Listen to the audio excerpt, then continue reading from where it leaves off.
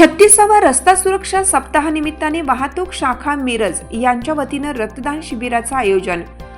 सविस्तर वृत्त असे की 36वा सुरक्षा सप्ताहानिमित्ताने वाहतूक विभागाकडून विविध प्रकारचे जनजागृती, सुरक्षेचं महत्त्व, वाहतुकीचे नियम आदीची जनजागृती केली जात आहे।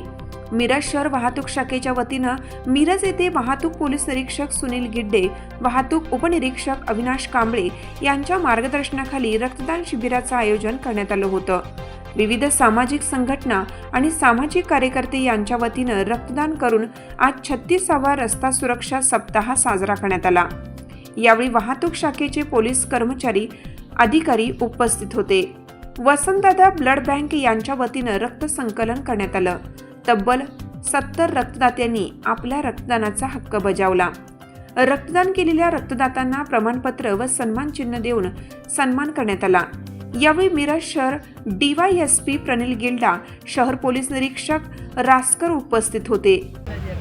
च्या अनुषंगाने वाहतूक नियंत्रण शाखा मिरज तसेच वसंतदादा रक्तपेढी मिरज यांच्या संयुक्त विद्यमाने आयोजित या रक्तदान शिबिराकरता उपस्थित सर्व रक्तदात्यांचं मी वाहतूक नियंत्रण शाखा मिरज तर्फे स्वागत करतो।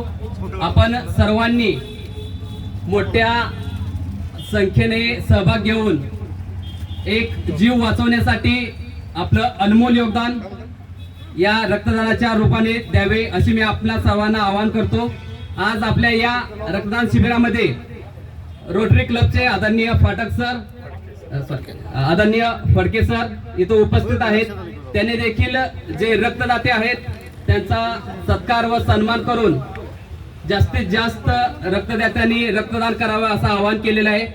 सरांबद्दल सांगायचं तर सरांनी जवळपास आतापर्यंत 127 वेळा रक्तदान करून आपलं योगदान दिलेलं आहे आणि या पुढे देखील त्यांनी सर्व नागरिकांना रक्तदान करण्याबद्दल आवाहन केलेलं आहे। धन्यवाद।